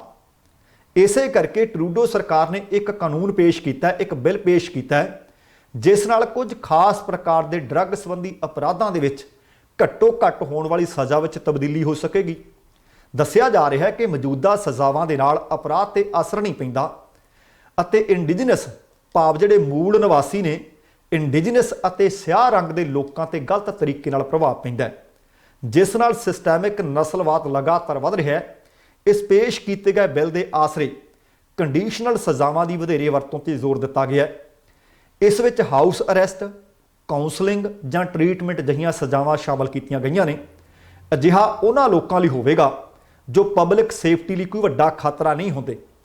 ਜਸਟਿਸ ਮੰਤਰੀ ਡੇਵਿਡ ਲਾਮੇਟੀ ਨੇ ਕਿਹਾ ਹੈ ਕਿ ਗੰਭੀਰ ਅਪਰਾਧ ਕਰਨ ਵਾਲੇ ਲੋਕ ਸਜ਼ਾ ਦੇ ਹੱਕਦਾਰ ਹੁੰਦੇ ਨੇ ਅਤੇ ਉਹਨਾਂ ਨੂੰ ਕਮਿਊਨਿਟੀ ਤੋਂ ਦੂਰ ਰੱਖਣਾ ਵੀ ਲਾਜ਼ਮੀ ਹੁੰਦਾ ਹੈ। ਪਰ ਉਹਨਾਂ ਕਿਹਾ ਕਿ ਘੱਟ ਖਤਰੇ ਵਾਲੇ ਅਤੇ ਕਈ ਉਹ ਲੋਕ ਜਿਹੜੇ ਪਹਿਲੀ ਵਾਰੀ ਅਪਰਾਧ ਕਰਦੇ ਨੇ ਪਰ ਸੰਗੀਨ ਨਹੀਂ ਹੁੰਦਾ, ਉਹਨਾਂ ਵਾਸਤੇ ਜਿਹੜੇ ਲੋਕ ਕਈ ਵਾਰੀ ਇੰਡੀਜਨਸ ਜਾਂ ਸਿਆਹ ਰੰਗ ਦੇ ਲੋਕ ਨੇ ਨਿਸ਼ਾਨਾ ਬਣਦੇ ਆ। ਇਸ ਵਾਸਤੇ ਉਹਨਾਂ ਲੋਕਾਂ ਲਈ ਹੋਰ ਬਿਹਤਰ ਨੀਤੀਆਂ ਬਣਾਉਣ ਦੀ ਲੋੜ ਹੈ। ਇਹਦੇ ਉੱਤੇ public safety minister bill Blair ਨੇ ਕਿਹਾ ਕਿ ਉਹ ਇਹਨਾਂ ਨਵੇਂ ਕਦਮਾਂ ਦਾ ਸਹਿਯੋਗ ਕਰਦੇ ਆ। ਉਹਨਾਂ ਕਿਹਾ ਕਿ ਸਮਾਂ ਆ ਗਿਆ ਹੈ ਕਿ ਅਪਰਾਧਾਂ ਤੇ ਸਖਤ ਹੋਣ ਦੀ ਥਾਂ ਤੇ ਇਹਨਾਂ ਪ੍ਰਤੀ ਹੁਸ਼ਿਆਰ ਹੋਇਆ ਜਾਵੇ ਅਤੇ ਲੋਕਾਂ ਦੀਆਂ ਭਾਵਨਾਵਾਂ ਸਮਝੀਆਂ ਜਾਣ। ਹੁਣ ਵੇਖਦੇ ਹਾਂ ਕਿ ਜੇਕਰ ਇਹ ਬਿੱਲ ਪਾਸ ਹੋ ਜਾਂਦਾ ਹੈ ਤਾਂ ਕੈਨੇਡਾ ਦੇ ਵਿੱਚ ਸਿਸਟੈਮਿਕ ਰੇਸਿਜ਼ਮ ਇੰਡੀਜਨਸ ਭਾਈਚਾਰੇ ਤੇ ਸਿਆਹ ਮੂਲ ਤੇ ਘੱਟ ਗਿਣਤੀਆਂ ਦੇ ਨਾਲ ਜਿਹੜਾ ਕੀਤਾ ਜਾਂਦਾ ਹੈ ਉਹਦੇ ਵਿੱਚ ਆਉਣ ਵਾਲੇ ਦਿਨਾਂ ਵਿੱਚ ਕਮੀ ਦਰਜ ਕੀਤੀ ਜਾ ਸਕਦੀ ਹੈ। ਤੇ ਅਗਲੀ ਖਬਰ ਵੀ ਬੜੀ ਹੈਰਾਨੀਜਨਕ ਹੈ, ਅਣਗਹਿਲੀ ਦੀ ਹੱਦ ਹੈ, ਸਿਖਰ ਹੈ। ਇਹ ਹੈ ਨਵੀਂ ਦਿੱਲੀ ਦੀ ਖਬਰ। ਭਾਰਤ ਦੀ ਰਾਜਧਾਨੀ ਹੈ ਨਵੀਂ ਦਿੱਲੀ। ਉੱਥੋਂ ਖਬਰ ਮਿਲੀ ਹੈ ਕਿ ਉੱਥੋਂ ਦੇ ਨਗਰ ਨਿਗਮ ਦੀ ਲਾਪਰਵਾਹੀ ਕਿੱਡੀ ਹੈ। ਹੁਣ ਜੇਕਰ ਤੁਹਾਨੂੰ ਤੁਹਾਡੇ ਮੋਬਾਈਲ ਫੋਨ ਤੇ ਇਹ ਮੈਸੇਜ ਆਵੇ ਕਿ ਤੁਹਾਡਾ ਡੈਥ ਸਰਟੀਫਿਕੇਟ ਰੈਡੀ ਹੈ ਤਾਂ ਤੁਸੀਂ ਆਹ ਲਿੰਕ ਨੂੰ ਡਾਊਨਲੋਡ ਕਰਕੇ ਆਪਣਾ ਡੈਥ ਸਰਟੀਫਿਕੇਟ ਲੈ ਲਓ। ਵਿਅਕਤੀ ਜ਼ਿੰਦਾ ਹੋਵੇ ਜਿਹਦੇ ਫੋਨ ਦੇ ਉੱਤੇ ਮੈਸੇਜ ਆਵੇ ਤੇ ਨਾ ਵੀ ਉਹਦਾ ਹੀ ਹੋਵੇ, ਮੌਤ ਦਾ ਮੈਸੇਜ ਆਵੇ, ਤੇ ਕਿੰਨਾ ਗੰਭੀਰ ਹੈ, ਕਿੰਨਾ ਹੈਰਾਨੀਜਨਕ ਹੈ। कि ਕਿਹਾ ਜਾਵੇ ਕਿ ਤੁਹਾਡਾ ਡੈਥ ਸਰਟੀਫਿਕੇਟ ਤਿਆਰ ਹੈ, ਭਾਵੇਂ ਆ ਕੇ ਲੈ ਜਾਓ, ਭਾਵੇਂ ਆ ਲਿੰਕ ਤੋਂ ਡਾਊਨਲੋਡ ਕਰ ਲਓ। ਦੱਖਣੀ ਦਿੱਲੀ ਦੇ ਆਰੀਆ ਨਗਰ ਦੇ ਵਿੱਚ ਰਹਿਣ ਵਾਲੇ ਵਿਨੋਦ ਸ਼ਰਮਾ ਦੇ ਨਾਲ ਆ ਹੋਇਆ ਹੈ, ਜਿਸ ਤੋਂ ਬਾਅਦ ਉਹਨਾਂ ਨੇ ਇਸ ਮਾਮਲੇ ਦੀ ਸ਼ਿਕਾਇਤ ਕੀਤੀ ਹੈ। ਅਸਲ ਵਿੱਚ ਆਰੀਆ ਨਗਰ ਦੇ ਰਹਿਣ ਵਾਲੇ 58 ਵਰ੍ਹਿਆਂ ਦੇ ਵਿਨੋਦ ਸ਼ਰਮਾ ਦੇ ਮੋਬਾਈਲ ਤੇ ਇੱਕ ਮੈਸੇਜ ਆਉਂਦਾ ਹੈ। ਦੱਖਣੀ ਦਿੱਲੀ ਨਗਰ ਨਿਗਮ ਦੇ ਵੱਲੋਂ ਮਿਲਿਆ ਇਹ ਮੈਸੇਜ ਦੇ ਵਿੱਚ ਲਿਖਿਆ ਗਿਆ ਕਿ ਡੈਥ ਸਰਟੀਫਿਕੇਟ ਲਈ ਜੋ ਤੁਸੀਂ ਅਰਜ਼ੀ ਦਿੱਤੀ ਸੀ ਉਸ ਨੂੰ ਸਵੀਕਾਰ ਕਰਦੇ ਹੋਏ ਸਰਟੀਫਿਕੇਟ ਤਿਆਰ ਕਰ ਦਿੱਤਾ ਗਿਆ ਹੈ। ਮੈਸੇਜ ਦੇ ਨਾਲ ਇੱਕ ਲਿੰਕ ਹੈ, ਤੁਸੀਂ ਇਸ ਤੇ ਜਾ ਕੇ ਆਪਣਾ ਡੈਥ ਸਰਟੀਫਿਕੇਟ ਡਾਊਨਲੋਡ ਕਰ ਸਕਦੇ ਹੋ। ਇਹ ਸੁਨੇਹਾ ਦੇਖ ਕੇ, ਇਹ ਮੈਸੇਜ ਦੇਖ ਕੇ ਵਿਨੋਦ ਸ਼ਰਮਾ ਹੈਰਾਨ ਹੋ ਗਏ ਕਿ ਅਖੀਰ ਇਹ ਡੈਥ ਸਰਟੀਫਿਕੇਟ ਹੈ ਕਿਹਦਾ ਤੇ ਬਣ ਕਿਵੇਂ ਗਿਆ। ਉਹ ਖੁਦ ਵੀ ਜਿੰਦਾ ਨੇ, ਉਹਨਾਂ ਦੇ ਪਰਿਵਾਰ ਦੇ ਵਿੱਚ ਵੀ ਕਿਸੇ ਦੀ ਮੌਤ ਨਹੀਂ ਹੋਈ, ਤੇ ਫਿਰ ਇਹ ਮੈਸੇਜ ਉਹਨਾਂ ਦੇ ਫੋਨ ਤੇ ਆਇਆ ਕਿਵੇਂ। ਫਿਰ ਵਿਨੋਦ ਸ਼ਰਮਾ ਨੇ ਸ਼ਿਕਾਇਤ ਕੀਤੀ ਹੈ ਤੇ ਆਪਣੇ ਕਾਉਂਸਲਰ ਨੂੰ ਇਹ ਸ਼ਿਕਾਇਤ ਕੀਤੀ ਹੈ। ਵਿਨੋਦ ਸ਼ਰਮਾ ਨੇ ਦੱਸਿਆ ਕਿ ਮੈਂ ਲਿੰਕ ਵੇਖ ਕੇ ਡਰ ਗਿਆ, ਪਰ ਮੈਂ ਕਲਿੱਕ ਨਹੀਂ ਕੀਤਾ। ਉਹ ਕਹਿੰਦਾ ਮੈਂ ਵੀ ਜਿੰਦਾ, ਮੈਂ ਤੰਦਰੁਸਤ ਵੀ ਹਾਂ, ਮੇਰੇ ਪਰਿਵਾਰ ਦੇ ਵਿੱਚ ਵੀ ਕਿਸੇ ਦੀ ਮੌਤ ਨਹੀਂ ਹੋਈ। ਫਿਰ ਇਹਦੇ ਤੋਂ ਵੱਧ ਕਿਸੇ ਅਣਗਹਿਲੀ ਦਾ ਹੱਦ ਕੀ ਹੋ ਸਕਦਾ ਹੈ। ਅਜੀਬ ਹੈ ਕਿ ਕਿਸੇ ਨੇ ਕੋਈ ਪ੍ਰਮਾਣ ਪੱਤਰ ਲਈ ਅਰਜ਼ੀ ਵੀ ਨਹੀਂ ਦਿੱਤੀ ਅਤੇ SDMC ਸਾਨੂੰ ਪ੍ਰਮਾਣ ਪੱਤਰ ਵੀ ਭੇਜੀ ਜਾ ਰਹੀ ਹੈ। ਹੁਣ ਵੇਖਦੇ ਹਾਂ ਕਿ ਇਹਦੇ ਉੱਤੇ ਸੰਬੰਧਿਤ ਵਿਭਾਗ ਕੋਈ ਕਾਰਵਾਈ ਕਰਦਾ ਹੈ ਜਾਂ ਨਹੀਂ ਕਰਦਾ, ਪਰ ਇਹ ਅਣਗਹਿਲੀ ਦਾ ਸਿਖਰ ਹੈ। ਅਗਲੀ ਖਬਰ ਪੰਜਾਬ ਦੇ ਮਾਪਿਆਂ ਦੇ ਵਾਸਤੇ ਹੈ। ਪੰਜਾਬ ਦੇ ਸਿੱਖਿਆ ਮੰਤਰੀ ਵਿਜੇ ਇੰਦਰ ਸਿੰਗਲਾ ਨੇ ਸਿੱਖਿਆ ਵਿਭਾਗ ਦੇ ਵੱਲੋਂ ਪੰਜਾਬ ਦੇ ਸਾਰੀ ਸਰਕਾਰੀ ਸਹਾਇਤਾ ਪ੍ਰਾਪਤ ਤੇ ਪ੍ਰਾਈਵੇਟ ਸਕੂਲਾਂ ਦਾ ਸਮਾਂ ਬਦਲਣ ਦੀ ਜਾਣਕਾਰੀ ਦਿੱਤੀ ਹੈ, ਜੋ ਕਿ 22 ਫਰਵਰੀ 2021 ਤੋਂ ਲਾਗੂ ਹੋਣ ਜਾ ਰਹੀ ਹੈ।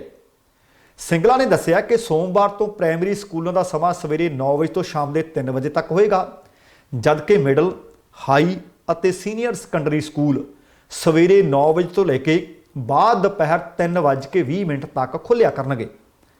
ਸਿੱਖਿਆ ਮੰਤਰੀ ਨੇ ਦੱਸਿਆ ਕਿ ਮਾਪਿਆਂ ਨੇ ਮੁੱਖ ਮੰਤਰੀ ਕੈਪਟਨ ਅਮਰਿੰਦਰ ਸਿੰਘ ਦੀ ਅਗਵਾਈ ਵਾਲੀ ਪੰਜਾਬ ਸਰਕਾਰ ਦੇ ਮੁੜ ਸਕੂਲ ਖੋਲ੍ਹਣ ਦੇ ਫੈਸਲੇ ਦਾ ਦ੍ਰਿੜਤਾ ਨਾਲ ਸਮਰਥਨ ਕੀਤਾ ਹੈ, ਕਿਉਂਕਿ ਜੋ ਉਹਨਾਂ ਦੀ ਸਰਕਾਰ ਨੇ ਮਹਾਮਾਰੀ ਦੌਰਾਨ ਸੁਰੱਖਿਆ ਉਪਾਵਾਂ ਦੀ ਪੂਰਨ ਪਾਲਣ ਕਰਦਿਆਂ ਵਿਦਿਆਰਥੀਆਂ ਦੀ ਸੁਰੱਖਿਆ ਨੂੰ ਯਕੀਨੀ ਬਣਾਇਆ ਸੀ। ਵਿਜੇ ਇੰਦਰ ਸਿੰਗਲਾ ਨੇ ਕਿਹਾ ਕਿ ਇਹ ਸਾਲਾਨਾ ਇਮਤਿਹਾਨਾਂ ਤੋਂ ਪਹਿਲਾਂ ਅੰਤਮ ਦੁਹਰਾਈ ਦਾ ਸਮਾਂ ਅਤੇ ਇਸ ਲਈ ਮਾਪਿਆਂ ਤੇ ਅਧਿਆਪਕਾਂ ਦੇ ਵੱਲੋਂ ਲਗਾਤਾਰ ਕੀਤੀ ਜਾ ਰਹੀ ਮੰਗ ਨੂੰ ਕਬੂਲਦਿਆਂ ਸਿੱਖਿਆ ਵਿਭਾਗ ਨੇ ਸਕੂਲਾਂ ਦੇ ਸਮੇਂ ਨੂੰ ਬਦਲਣ ਦਾ ਫੈਸਲਾ ਕੀਤਾ ਹੈ।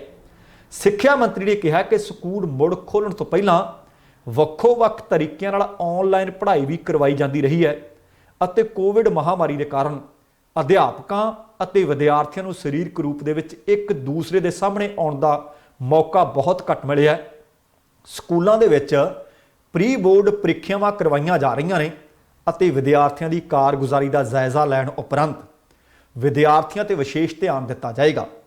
ਸਿੰਗਲਾ ਨੇ ਕਿਹਾ ਕਿ ਸਕੂਲ ਦੇ ਸਮੇਂ ਦੇ ਵਿੱਚ ਤਬਦੀਲੀ ਹੋਣ ਕਾਰਨ ਵਿਦਿਆਰਥੀਆਂ ਅਤੇ ਮਾਪਿਆਂ ਨੂੰ ਅੰਤਮ ਦੁਹਰਾਈ ਲਈ ਵਧੇਰੇ ਸਮਾਂ ਮਿਲੇਗਾ, ਜੋ ਕਿ ਉਹਨਾਂ ਨੂੰ ਪ੍ਰੀਖਿਆਵਾਂ ਦੇ ਵਿੱਚ ਬਿਹਤਰ ਕਾਰਗੁਜ਼ਾਰੀ ਵਾਸਤੇ ਮਦਦਗਾਰ ਸਾਬਤ ਹੋਏਗਾ।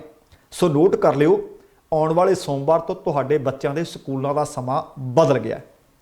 ਅਗਲੀ ਖਬਰ ਪੰਜਾਬ ਦੇ ਸਾਬਕਾ ਪੁਲਿਸ ਮੁਖੀ ਸੈਣੀ ਨਾਲ ਜੁੜੀ ਹੋਈ ਹੈ। ਫਰੀਦਕੋਟ ਦੀ ਮੈਜਿਸਟ੍ਰੇਟ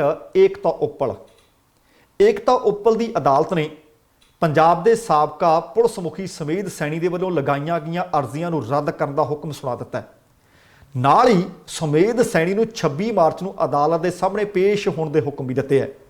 ਜਾਣਕਾਰੀ ਦੇ ਅਨੁਸਾਰ ਸ੍ਰੀ ਗੁਰੂ ਗ੍ਰੰਥ ਸਾਹਿਬ ਜੀ ਦੀ ਬੇਅਦਬੀ ਤੋਂ ਬਾਅਦ ਵਾਪਰੇ ਕੋਟਕਪੂਰਾ ਗੋਲੀकांड ਦੇ ਮਾਮਲੇ ਦੇ ਵਿੱਚ ਸਿੱਟ ਦੇ ਵੱਲੋਂ ਕੋਟਕਪੂਰਾ ਗੋਲੀकांड ਵਿੱਚ ਮੁਅੱਤਲੀ ਅਧੀਨ IG ਪਰਮਰਾਜ ਸਿੰਘ ਉਮਰਾ ਰੰਗਲ, ਸਾਬਕਾ SSP Charanjit Sharma, SP Baljit Singh Sidhu, DSP Paramjit Singh Pannu, city Kotkapura ਦੇ ਸਾਬਕਾ SHO ਗੁਰਦੀਪ ਸਿੰਘ ਪੰਧੇਰ ਦੇ ਖਿਲਾਫ ਅਦਾਲਤ ਦੇ ਵਿੱਚ ਚਲਾਨ ਪੇਸ਼ ਕਰਨ ਤੋਂ ਬਾਅਦ ਸਾਬਕਾ DGP ਸਮੇਧ ਸੈਣੀ ਦੇ ਖਿਲਾਫ ਕੋਟਕਪੂਰਾ ਗੋਲੀकांड ਦੀ ਸਾਜ਼ਿਸ਼ ਰਚਣ ਦੇ ਦੋਸ਼ਾਂ ਤਹਿਤ ਉਹਨਾਂ ਨੂੰ ਮੁਲਜ਼ਮ ਦੇ ਵਜੋਂ ਨਾਮਜ਼ਦ ਕੀਤਾ ਗਿਆ ਸੀ। ਨਾਮਜ਼ਦ ਕਰਕੇ ਸਪਲੀਮੈਂਟਰੀ ਚਲਾਨ ਅਦਾਲਤ ਵਿੱਚ ਪੇਸ਼ ਕਰ ਦਿੱਤਾ ਗਿਆ ਸੀ। ਇਸੇ ਤਹਿਤ ਅਦਾਲਤ ਨੇ ਸਾਬਕਾ DGP ਸਮੇਧ ਸੈਣੀ ਨੂੰ ਅਦਾਲਤ ਸਾਹਮਣੇ ਪੇਸ਼ ਹੋਣ ਦੇ ਹੁਕਮ ਦਿੱਤੇ ਸਨ, ਪਰ ਉਹ ਅਦਾਲਤ ਦੇ ਸਾਹਮਣੇ ਪੇਸ਼ ਨਹੀਂ ਸੀ ਹੋਇਆ ਤੇ ਹੁਣ ਸਾਬਕਾ DGP ਨੂੰ ਹਦਾਇਤ ਕੀਤੀ ਹੈ ਕਿ ਉਹ ਅਦਾਲਤ ਦੇ ਸਾਹਮਣੇ 26 ਮਾਰਚ ਨੂੰ 26 ਮਾਰਚ ਨੂੰ ਪੇਸ਼ ਹੋਵੇ ਅਤੇ ਸੁਮੇਧ ਸੈਣੀ ਦੇ ਖਿਲਾਫ ਚਲਾਣ ਦੇ ਵਿੱਚ 3 ਅਰਜ਼ੀਆਂ ਸੀ। ਤਿੰਨੇ ਹੀ ਅਰਜ਼ੀਆਂ ਰੱਦ ਕਰ ਦਿੱਤੀਆਂ ਗਈਆਂ ਨੇ। ਹੁਣ ਅਦਾਲਤ ਨੇ ਆਖਿਆ ਕਿ ਜੇਕਰ ਉਹ ਪੇਸ਼ ਨਾ ਹੋਇਆ ਤੇ ਫਿਰ ਉਹਦੀ ਗ੍ਰਿਫਤਾਰੀ ਹੋ ਜਾਏਗੀ। ਤੇ ਉਧਰ ਸਾਬਕਾ ਡੀਜੀਪੀ ਸੁਮੇਧ ਸੈਣੀ ਨੇ ਆਪਣੀ ਗ੍ਰਿਫਤਾਰੀ ਤੇ ਰੋਕ ਵਾਸਤੇ ਅਗਾਊਂ ਜ਼ਮਾਨਤ ਦੀ ਅਰਜ਼ੀ ਸੈਸ਼ਨ ਕੋਰਟ ਵਿੱਚ ਵੀ ਲਗਾ ਦਿੱਤੀ ਹੈ, ਪਰ ਹਾਲੇ ਤੱਕ ਵਿਚਾਰ ਅਧੀਨ ਹੈ। ਇਸੇ ਦੌਰਾਨ ਜਾਂਚ ਟੀਮ ਨੇ ਸੁਮੇਧ ਸੈਣੀ ਦੇ ਖਿਲਾਫ ਗ੍ਰਹਿ ਵਿਭਾਗ ਪਾਸੋਂ ਉਸ ਖਿਲਾਫ ਕੇਸ ਚਲਾਉਣ ਲਈ ਦਿੱਤੀ ਮਨਜ਼ੂਰੀ ਨੂੰ ਇਲਾਕਾ ਮੈਜਿਸਟ੍ਰੇਟ ਦੀ ਅਦਾਲਤ ਵਿੱਚ ਪੇਸ਼ ਕਰ ਦਿੱਤਾ ਹੈ। ਸੋ ਹੁਣ ਵੇਖਦੇ ਹਾਂ ਕਿ 26 ਮਾਰਚ ਨੂੰ ਸਾਬਕਾ ਡੀਜੀਪੀ ਪੇਸ਼ ਹੁੰਦਾ ਹੈ ਜਾਂ ਫਿਰ ਕੋਈ ਹੋਰ ਬਹਾਨਾ ਲਾਉਂਦਾ ਹੈ ਜਾਂ ਕਿਸੇ ਹੋਰ ਅਦਾਲਤ ਦਾ ਦਰਵਾਜ਼ਾ ਖੜਕਾਉਂਦਾ ਹੈ। ਕੀ ਅਦਾਲਤ ਉਸ ਨੂੰ ਕੋਈ ਰਾਹਤ ਦਿੰਦੀ ਹੈ ਜਾਂ ਫਿਰ ਨਹੀਂ ਦਿੰਦੀ। ਅਗਲੀ ਖਬਰ ਕਿਸਾਨ ਅੰਦੋਲਨ ਦੇ ਨਾਲ ਜੁੜੀ ਖਬਰ ਹੈ। 23 ਫਰਵਰੀ ਦਾ ਦਿਨ ਆ ਰਿਹਾ ਹੈ ਤੇ ਸੰਯੁਕਤ ਕਿਸਾਨ ਮੋਰਚਾ ਨੇ ਉਚੇਚੇ ਤੌਰ ਤੇ 23 ਫਰਵਰੀ ਨੂੰ ਸ਼ਹੀਦੇ ਆਜ਼ਮ ਸਰਦਾਰ ਭਗਤ ਸਿੰਘ ਦੇ ਚਾਚਾ ਜੀ ਸਰਦਾਰ ਅਜੀਤ ਸਿੰਘ ਦੇ ਜਨਮ ਦਿਨ ਨੂੰ ਪਗੜੀ ਸੰਭਾਲ ਜੱਟਾ ਦਿਵਸ ਵਜੋਂ ਮਨਾਉਣ ਦਾ ਸੱਦਾ ਦਿੱਤਾ ਹੈ। ਤਿੰਨੇ ਹੀ ਕਾਲੇ ਖੇਤੀ ਕਾਨੂੰਨਾਂ ਦੇ ਖਿਲਾਫ ਦਿੱਲੀ ਨੂੰ ਘੇਰਾ ਪਾਈ ਬੈਠੇ ਨੇ ਕਿਸਾਨ। ਕਿਸਾਨਾਂ ਦੇ ਇਕੱਠਾਂ ਦੇ ਵਿੱਚ ਪਗੜੀ ਸੰਭਾਲ ਜੱਟਾ ਦਾ ਗੀਤ ਇਹਨਾਂ ਦਿਨਾਂ ਵਿੱਚ ਵੀ ਗੂੰਜ ਰਿਹਾ ਹੈ। ਅਸਲ ਦੇ ਵਿੱਚ ਇਹ ਗੀਤ ਹਫ਼ਤਾਵਾਰੀ ਝੰਗ ਸਿਆਲ ਦੇ ਸੰਪਾਦਕ ਬੰਕੇ ਦਿਆਲ ਨੇ ਲਿਖਿਆ ਸੀ। ਪਗੜੀ ਸੰਭਾਲ ਜੱਟਾ ਗੀਤ ਬਰਤਾਨਵੀ ਰਾਜ ਦੇ 1906 ਦੇ ਖੇਤੀ ਕਾਨੂੰਨਾਂ ਦੇ ਖਿਲਾਫ ਉੱਠੀ ਕਿਸਾਨ ਲਹਿਰ ਦਾ ਉਸ ਵਕਤ ਮੁਖੜਾ ਬਣ ਗਿਆ ਸੀ। ਕਿਸਾਨ ਆਗੂ ਡਾਕਟਰ ਦਰਸ਼ਨਪਾਲ ਨੇ ਕਿਹਾ ਕਿ ਭਗਤ ਸਿੰਘ ਦੇ ਚਾਚਾ ਜੀ ਦੀ ਅਗਵਾਈ ਦੇ ਵਿੱਚ ਪਗੜੀ ਸੰਭਾਲ ਜੱਟਾ ਲਹਿਰ ਦਾ ਝਲਕਾਰਾ ਆਹ ਜਿਹੜਾ ਇਸ ਵਕਤ ਖੇਤੀ ਕਾਨੂੰਨਾਂ ਦੇ ਖਿਲਾਫ ਇਸ ਵਕਤ ਸੰਘਰਸ਼ ਚੱਲ ਰਿਹਾ ਹੈ, ਇਹ ਉਹਨਾਂ ਦੇ ਖਿਲਾਫ ਚੱਲ ਰਹੇ ਸੰਘਰਸ਼ ਨੂੰ ਜਿਸ ਤਰ੍ਹਾਂ ਉਸ ਵਕਤ ਚੱਲ ਰਿਹਾ ਝਲਕਾਰਾ ਸੀ, ਇਸ ਵਕਤ ਵੀ ਇਹ ਝਲਕਾਰਾ ਉਸੇ ਤਰ੍ਹਾਂ ਦੇਖਣ ਨੂੰ ਮਿਲ ਰਿਹਾ ਹੈ। ਉਹ ਕਹਿੰਦੇ ਨੌਜਵਾਨ ਅਜੀਤ ਸਿੰਘ ਦੇ ਪੋਸਟਰ ਵੀ ਬੈਨਰ ਵੀ ਆਪਣੇ ਟਰੈਕਟਰਾਂ ਤੇ ਆਪਣੀਆਂ ਹਿੱਕਾਂ ਤੇ ਲਾ ਕੇ ਇਸ ਅੰਦੋਲਨ ਦੇ ਵਿੱਚ ਸ਼ਾਮਲ ਹੋ ਰਹੇ ਨੇ ਤੇ ਇਸ ਕਰਕੇ ਉਹਨਾਂ ਨੇ ਸੱਦਾ ਦਿੱਤਾ ਹੈ ਕਿ 23 ਫਰਵਰੀ ਨੂੰ ਅਜੀਤ ਸਿੰਘ ਦੇ ਜਨਮ ਦਿਨ ਨੂੰ ਪਗੜੀ ਸੰਭਾਲ ਜੱਟਾ ਦਿਵਸ ਵਜੋਂ ਸੰਯੁਕਤ ਕਿਸਾਨ ਮੋਰਚਾ ਮਨਾਵੇਗਾ। ਤੇ ਦੂਸਰੇ ਪਾਸੇ ਕਿਸਾਨ ਮੋਰਚਾ ਦਰਅਸਲ ਕਿਸ ਤਰ੍ਹਾਂ ਦੀ ਤਸਵੀਰ ਪੇਸ਼ ਕਰ ਰਿਹਾ ਹੈ, ਕਿਉਂਕਿ ਬੀਤੇ ਦਿਨੀ ਇੱਕ ਪੱਤਰਕਾਰ ਫੜਿਆ ਗਿਆ ਸੀ ਜਿਹੜਾ ਕਹਿੰਦਾ ਸੀ ਕਿ ਖਾਲੀ ਥਾਵਾਂ ਦੀ ਆਪਾਂ ਵੀਡੀਓ ਬਣਾਉਣੀ ਹੈ ਤਾਂ ਕਿ ਲੋਕਾਂ ਨੂੰ ਲੱਗੇ ਕਿ ਮੋਰਚਾ ਤਾਂ ਉਜੜ ਗਿਆ, ਇੱਥੇ ਤਾਂ ਉਜਾੜ ਦਿਸਣ ਲੱਗਿਆ। ਪਰ ਹੁਣ ਕਿਸਾਨੀ ਮੋਰਚਾ ਜਿਸ ਤਰ੍ਹਾਂ ਪਹਿਲਾਂ ਮਿੰਨੀ ਪੰਜਾਬ ਲੱਗਦਾ ਸੀ, ਹੁਣ ਮਿੰਨੀ ਹਰਿਆਣਾ ਵੀ ਦਿਸਣ ਲੱਗਿਆ। ਦਿੱਲੀ ਦੀ ਸਿੰਘੂ ਸਰਹੱਦ ਤੇ ਹਰਿਆਣੇ ਦੇ ਕਿਸਾਨਾਂ ਦੀ ਵੀ ਹੁਣ ਜਿਹੜੀ ਹਾਜ਼ਰੀ ਆ ਭਰਮੀ ਹੈ। ਸਿੰਘੂ ਸਰਹੱਦ ਹੁਣ ਮਿੰਨੀ ਹਰਿਆਣਾ ਵੀ ਜਾਪਣ ਲੱਗ ਪਈ ਹੈ। ਮੋਰਚੇ ਦੇ ਸ਼ੁਰੂ ਹੋਣ ਵੇਲੇ ਇਹ ਮਿੰਨੀ ਪੰਜਾਬ ਲੱਗ ਰਿਹਾ ਸੀ, ਪਰ ਹੁਣ ਹਰਿਆਣਵੀ ਕਿਸਾਨਾਂ ਦੀ ਵੱਡੀ ਗਿਣਤੀ ਵਿੱਚ ਸ਼ਮੂਲੀਅਤ ਦੇ ਕਾਰਨ ਮਿੰਨੀ ਪੰਜਾਬ ਵੀ ਨਾਲੋਂ ਨਾਲ ਕਾਇਮ ਹੋ ਗਿਆ। ਤੁਹਾਨੂੰ ਯਾਦ ਹੋਣਾ ਹੈ ਕਿ 26 ਜਨਵਰੀ ਦੀ ਹਿੰਸਾ ਤੋਂ ਬਾਅਦ ਕੁਝ ਟਰੈਕਟਰ ਟਰਾਲੀਆਂ ਵਾਪਸ ਪੰਜਾਬ ਨੂੰ ਪਰਤੀਆਂ, ਪਰ ਹੁਣ ਰੌਣਕਾਂ ਪਹਿਲਾਂ ਵਰਗੀਆਂ ਦੁਬਾਰਾ ਫੇਰ ਨਹੀਂ, ਕਿਉਂਕਿ ਹਰਿਆਣਾ ਅਤੇ ਪੰਜਾਬ ਦੇ ਕਿਸਾਨਾਂ ਦੀ ਭਰਮੀ ਸ਼ਮੂਲੀਅਤ ਦੇ ਨਾਲ ਮੋਰਚਾ ਮੁੜ ਗੁਲਜ਼ਾਰ ਹੋ ਚੁੱਕਿਆ ਹੈ। ਮੰਚ ਉੱਪਰ ਵੀ ਹੁਣ ਧਾਰਮਿਕ ਸਮਾਗਮ ਦੌਰਾਨ ਹਰਿਆਣਾ ਦੀ ਪਰੰਪਰਾ ਦੇ ਮੁਤਾਬਕ ਸਵੇਰੇ ਪੂਜਾ ਕੀਤੀ ਜਾਂਦੀ ਹੈ, ਜਿਸ ਨਾਲ ਦੇਸ਼ ਵਾਸੀਆਂ ਨੂੰ ਭਾਈਚਾਰਕ ਸਾਂਝ ਦਾ ਨਿੱਘਰ ਸੁਨੇਹਾ ਵੀ ਪੁੱਜ ਰਿਹਾ ਹੈ ਅਤੇ ਹਰਿਆਣਾ ਤੋਂ ਬਜ਼ੁਰਗ, ਨੌਜਵਾਨ, ਬੱਚੇ, ਬੀਬੀਆਂ ਮੋਰਚੇ ਵਿੱਚ ਪਹਿਲਾਂ ਨਾਲੋਂ ਵੱਧ ਕੇ ਸ਼ਾਮਲ ਹੋ ਰਹੇ ਨੇ। ਟਰਾਲੀਆਂ ਕੋਲ ਬੈਠੇ ਕਿਸਾਨ ਹੁੱਕਾ ਵੀ ਗੁੜਗੁੜਾਉਂਦੇ ਆ ਅਤੇ ਨਾਲ ਉਹ ਹਿੰਦੀ ਅਖਬਾਰਾਂ ਵੀ ਪੜ੍ਹਦੇ ਆ ਅਤੇ ਹਰਿਆਣਾ ਦੇ ਕਿਸਾਨਾਂ ਨੇ ਕਿਹਾ ਕਿ ਚਾਹੇ ਗਰਮੀ ਹੋਵੇ, ਕੁਝ ਵੀ ਹੋ ਜਾਏ, ਸਾਡੇ ਹੌਸਲੇ ਬੁਲੰਦ ਸੀ, ਬੁਲੰਦ ਨੇ ਤੇ ਬੁਲੰਦ ਰਹਿਣਗੇ। ਉਹਨਾਂ ਵਿੱਚੋਂ ਇੱਕ ਕਿਸਾਨ ਆਖ ਰਿਹਾ ਸੀ ਕਿ ਸਰਦੀ, ਗਰਮੀ, ਮੀਂਹ, ਹਨੇਰੀ, ਝੱਖੜ ਇਹ ਸਭ ਝੱਲਣ ਦੀ ਤਾਕਤ ਇੱਕ ਕਿਸਾਨ ਰੱਖਦਾ ਹੈ। ਉਹ ਕਹਿੰਦੇ ਜਿਵੇਂ ਅਸੀਂ ਸਰਦੀ ਲੰਘਾ ਰਹੇ ਹਾਂ ਨਾ, ਇਸੇ ਤਰ੍ਹਾਂ ਇੱਥੇ ਬੈਠ ਕੇ ਅਸੀਂ ਗਰਮੀ ਵੀ ਲੰਘਾ ਲਵਾਂਗੇ। ਉਹ ਪੰਜਾਬ ਦੇ ਕਿਸਾਨਾਂ ਦੇ ਨਾਲ ਬੈਠ ਕੇ ਹਰ ਤਰ੍ਹਾਂ ਦਾ ਮੁੱਦਾ ਵੀ ਵਿਚਾਰ ਰਹੇ ਆ। ਤੇ ਕਿਸਾਨ, ਤੁਹਾਨੂੰ ਯਾਦ ਹੋਣਾ ਹੈ ਕਿ ਕੁੰਡਲੀ ਦੇ ਸਨਅਤੀ ਇਲਾਕੇ ਦੀ ਮਜ਼ਦੂਰ ਕਾਰਕੁਨ ਨੌਦੀਪ ਕੌਰ ਦੀ ਗ੍ਰਿਫਤਾਰੀ ਅਤੇ ਹੁਣ ਦਿਸ਼ਾ ਰਵੀ ਦੀ ਨਿਆਇਕ ਹਿਰਾਸਤ ਵਿੱਚ ਭੇਜਣ ਤੇ ਅਮਲ ਤੋਂ ਵੀ ਅਣਭਿੱਜ ਨਹੀਂ ਨੇ। ਭਾਵ ਉਹਨਾਂ ਨੂੰ ਇਸ ਵਕਤ ਇਸ ਮੋਰਚੇ ਦੇ ਖਿਲਾਫ ਕੀ ਕੁਝ ਹੋ ਰਿਹਾ ਹੈ, ਇਸ ਮੋਰਚੇ ਦੇ ਹੱਕ ਵਿੱਚ ਕੀ ਕੁਝ ਹੋ ਰਿਹਾ ਹੈ, ਕਿਹੜੀਆਂ ਖਬਰਾਂ ਸੁਰਖੀਆਂ ਵਿੱਚ ਨੇ, ਹਰ ਇੱਕ ਖਬਰ ਦੀ ਜਾਣਕਾਰੀ ਹੈ ਅਤੇ ਭਾਈਚਾਰਕ ਸਾਂਝਾਂ ਬਣ ਰਹੀਆਂ ਨੇ। ਆਪਸ ਦੇ ਵਿੱਚ ਰਿਸ਼ਤੇ ਨਾਤੇ ਵੀ ਗੰਢੇ ਜਾ ਰਹੇ ਨੇ। ਤੇ ਅਗਲੀ ਖਬਰ ਵੀ ਕਿਸਾਨ ਅੰਦੋਲਨ ਦੇ ਨਾਲ ਜੁੜੀ ਖਬਰ ਹੈ। ਕਿਸਾਨ ਆਗੂ ਰੁਲਦੂ ਸਿੰਘ, ਪੰਨੂ, ਗਾਇਕ ਨਿੱਕੂ ਇਸ ਵਕਤ ਚਰਚਾ ਵਿੱਚ ਆ ਗਿਆ ਹੈ। क्यों? क्योंकि दीप सिद्धू ਅਤੇ ਲੱਖਾ ਸਿਧਾਣਾ ਨੂੰ ਪੁਲਿਸ ਦੇ ਵੱਲੋਂ 26 ਜਨਵਰੀ ਨੂੰ ਲਾਲ ਕਿਲੇ ਵਿੱਚ ਹੋਏ ਘਟਨਾਕ੍ਰਮ ਦੇ ਵਿੱਚ ਉਸ ਹਿੰਸਾ ਮਾਮਲੇ ਦੇ ਵਿੱਚ ਮੁੱਖ ਮੁਲਜ਼ਮ ਨਾਮਜ਼ਦ ਕੀਤਾ ਗਿਆ ਸੀ ਅਤੇ ਉਹਦੇ ਤੋਂ ਬਾਅਦ ਕਾਰਵਾਈ ਵੀ ਕੀਤੀ ਗਈ ਸੀ। ਦੀਪ ਸਿੱਧੂ ਨੂੰ ਗ੍ਰਿਫਤਾਰ ਕਰ ਲਿਆ ਸੀ, ਇਕਬਾਲ ਸਿੰਘ ਨੂੰ ਗ੍ਰਿਫਤਾਰ ਕਰ ਲਿਆ ਸੀ ਤੇ ਕਈ ਹੋਰ ਨੌਜਵਾਨਾਂ ਨੂੰ ਵੀ ਗ੍ਰਿਫਤਾਰ ਕੀਤਾ ਜਾ ਚੁੱਕਿਆ ਹੈ। ਤੇ ਹੁਣ 32 ਕਿਸਾਨ ਜਥੇਬੰਦੀਆਂ ਦੇ ਵਿੱਚ ਸ਼ਾਮਲ ਪੰਜਾਬ ਕਿਸਾਨ ਯੂਨੀਅਨ ਦੇ ਪ੍ਰਧਾਨ ਰੁਲਦੂ ਸਿੰਘ, ਕਿਸਾਨ ਮਜ਼ਦੂਰ ਸੰਘਰਸ਼ ਕਮੇਟੀ ਦੇ ਪ੍ਰਧਾਨ ਸਤਨਾਮ ਸਿੰਘ ਪੰਨੂ ਅਤੇ ਪੰਜਾਬੀ ਗਾਇਕ ਇੰਦਰਜੀਤ ਨਿੱਕੂ ਨੂੰ ਇਸ ਮਾਮਲੇ ਵਿੱਚ ਜਾਂਚ ਲਈ ਲੋੜੀਂਦੇ ਮੁਲਜ਼ਮਾਂ ਦੇ ਵਿੱਚ ਸ਼ਾਮਲ ਕਰ ਦਿੱਤਾ ਗਿਆ ਹੈ। ਦਿੱਲੀ ਪੁਲਿਸ ਨੇ ਜਿਹੜੇ 200 ਲੋੜੀਂਦੇ ਵਿਅਕਤੀਆਂ ਦੀਆਂ ਤਸਵੀਰਾਂ ਜਾਰੀ ਕੀਤੀਆਂ ਨੇ, ਉਹਨਾਂ ਦੇ ਵਿੱਚ ਪੰਜਾਬ ਨਾਲ ਜੁੜੇ ਆ 3 ਨਾਮ ਵੀ ਸ਼ਾਮਲ ਨੇ। ਰੁਲਦੂ ਸਿੰਘ ਅਤੇ ਗਾਇਕ ਨਿੱਕੂ ਨੇ ਇਹਨਾਂ ਤਸਵੀਰਾਂ ਜਾਰੀ ਕੀਤੇ ਜਾਣ ਤੇ ਹੈਰਾਨੀ ਪ੍ਰਗਟਾਈ ਹੈ। ਉਹ ਕਹਿੰਦੇ ਇਸ ਤਾਂ ਲਾਲ ਕਿਲੇ ਵੱਲ ਗਈ ਨਹੀਂ ਸੀ, ਪਰ ਰੁਲਦੂ ਸਿੰਘ ਕਹਿੰਦੇ ਇਹ ਕੇਂਦਰ ਦੀ ਮੋਰਚੇ ਨੂੰ ਆਗੂ ਰਹਿਤ ਕਰਨ ਦੀ ਇੱਕ ਕੋਝੀ ਚਾਲ ਹੈ, ਪਰ ਅਸੀਂ ਕੇਸਾਂ ਕੂਸਾਂ ਤੋਂ ਨਹੀਂ ਡਰਦੇ, ਅਸੀਂ ਗ੍ਰਿਫਤਾਰੀਆਂ ਤੋਂ ਨਹੀਂ ਡਰਦੇ। ਇਸੇ ਤਰ੍ਹਾਂ ਇੰਦਰਜੀਤ ਨਿੱਕੂ ਨੇ ਇੱਕ ਵੀਡੀਓ ਜਾਰੀ ਕਰਕੇ ਇੱਕ ਸਪਸ਼ਟੀਕਰਨ ਦਿੱਤਾ ਹੈ। ਨਿੱਕੂ ਦਾ ਕਹਿਣਾ ਕਿ ਉਹ ਤਾਂ ਲਾਲ ਕਿਲੇ ਤੇ ਹਾਜ਼ਰ ਹੀ ਨਹੀਂ ਸੀ। ਉਹ ਕਹਿੰਦੇ ਉਸ ਦਿਨ ਉਹ 11 ਤੋਂ 11:30 ਦੇ ਦਰਮਿਆਨ ਦਿੱਲੀ ਦੀ ਸਿੰਘੂ ਸਰਹੱਦ ਤੋਂ ਇੱਕ ਟਰੈਕਟਰ ਤੇ ਬੈਠ ਕੇ 2-2.5 ਘੰਟਿਆਂ ਬਾਅਦ ਕਰਨਾਲ ਬਾਈਪਾਸ ਤੇ ਪਹੁੰਚਦਾ, ਜਿਸ ਤੋਂ ਬਾਅਦ ਉਹਨਾਂ ਅੱਗੇ ਜਾ ਕੇ ਕਿਸਾਨਾਂ ਦੇ ਸਵਾਗਤ ਲਈ ਖੜੇ ਹੋ ਕੇ ਲੋਕਾਂ ਨਾਲ ਤਸਵੀਰਾਂ ਵੀ ਖਿਚਵਾਈਆਂ, ਲਾਈਵ ਇੰਟਰਵਿਊ ਵੀ ਕੀਤਾ। ਇਸੇ ਦੌਰਾਨ ਉਹਨਾਂ ਨੂੰ ਕਿਸੇ ਦੋਸਤ ਦਾ ਫੋਨ ਆਇਆ ਕਿ ਲਾਲ ਕਿਲੇ ਤੇ ਝੰਡਾ ਵੀ ਲਹਿਰਾ ਦਿੱਤਾ ਗਿਆ, ਉੱਥੇ ਕਾਫੀ ਭੰਨ ਤੋੜ ਵੀ ਹੋਈ ਹੈ। ਨਿੱਕੂ ਕਹਿੰਦਾ ਇਹ ਸਭ ਕੁਝ ਸੁਣਨ ਤੋਂ ਬਾਅਦ ਉਹ ਕਰਨਾਲ ਬਾਈਪਾਸ ਦੇ ਏਰੀਆ ਦੇ ਵਿੱਚ ਇੱਕ ਪੁਲ ਪੈਂਦਾ, ਉਹ ਪੁਲ ਦੇ ਉੱਤੋਂ ਯੂ ਟਰਨ ਲੈ ਕੇ ਵਾਪਸ ਪਰਤ ਆਉਂਦਾ ਸਿੰਘੂ ਬਾਰਡਰ ਤੇ। ਸਿੰਘੂ ਸਰਹੱਦ ਤੇ ਕਿਸਾਨ ਆਗੂਆਂ ਦੇ ਕੋਲ ਉਹ ਲਗਭਗ 10-15 ਮਿੰਟ ਠਹਿਰਦਾ ਤੇ ਚਰਚਾ ਕਰਦਾ ਤੇ ਇਸ ਤੋਂ ਬਾਅਦ ਅਗਲੀ ਲੋਕੇਸ਼ਨ ਉਹਨਾਂ ਦੀ ਬੀਕਾਨੇਰ ਦੀ ਹੈ, ਜਿੱਥੇ ਸ਼ੂਟਿੰਗ ਦੇ ਕੰਮ ਲਈ ਹੋ ਗਿਆ ਅਤੇ ਫਿਰ 2 ਦਿਨਾਂ ਤੋਂ ਬਾਅਦ ਉਹ ਵਾਪਸ ਪੰਜਾਬ ਪਰਤਦਾ। ਉਹਨਾਂ ਦਿੱਲੀ ਪੁਲਿਸ ਨੂੰ ਆਖਿਆ ਕਿ ਉਹਦੇ ਫੋਨ ਦੀ ਲੋਕੇਸ਼ਨ ਚੈੱਕ ਕੀਤੀ ਜਾ ਸਕਦੀ ਹੈ, ਫੋਨ ਦੀ ਲੋਕੇਸ਼ਨ ਦੀ ਜਾਂਚ ਕੀਤੀ ਜਾ ਸਕਦੀ ਹੈ ਤਾਂ ਕਿ ਉਹਨਾਂ ਤੇ ਲੱਗੇ ਦੋਸ਼ ਹਟਾਏ ਜਾ ਸਕਣ। ਹੁਣ ਵੇਖਦੇ ਹਾਂ ਕਿ ਇੰਦਰਜੀਤ ਨਿੱਕੂ ਦੀ ਇਸ ਅਪੀਲ ਦਾ ਦਿੱਲੀ ਪੁਲਿਸ ਤੇ ਕੋਈ ਅਸਰ ਹੁੰਦਾ ਜਾਂ ਨਹੀਂ। ਪਰ ਲੱਖਾ ਸਿਧਾਣਾ ਇੱਕ ਵਾਰੀ ਫਿਰ ਤੋਂ ਚਰਚਾ ਵਿੱਚ ਨੇ। ਲੱਖਾ ਸਿਧਾਣਾ ਦੀ ਚਰਚਾ ਦਾ ਕੀ ਕਾਰਨ ਹੈ? ਤੁਹਾਨੂੰ ਯਾਦ ਹੋਣਾ ਹੈ ਕਿ ਜਦੋਂ ਦੀਪ ਸਿੱਧੂ ਦੀ ਗ੍ਰਿਫਤਾਰੀ ਹੁੰਦੀ ਹੈ, ਉਹਦੇ ਤੋਂ ਬਾਅਦ ਲੱਖਾ ਸਿਧਾਣਾ ਦੇ ਸਿਰ ਉੱਤੇ ਵੀ 1 ਲੱਖ ਰੁਪਏ ਦਾ ਇਨਾਮ ਰੱਖ ਦਿੱਤਾ ਜਾਂਦਾ ਹੈ। ਲੱਖਾ ਸਿਧਾਣਾ ਦੀ ਗ੍ਰਿਫਤਾਰੀ ਵਾਸਤੇ ਪੁਲਿਸ ਮੁਸਤੈਦ ਹੁੰਦੀ ਹੈ ਤੇ ਛਾਪੇਮਾਰੀ ਕਰਨੀ ਸ਼ੁਰੂ ਕਰ ਦਿੰਦੀ ਹੈ।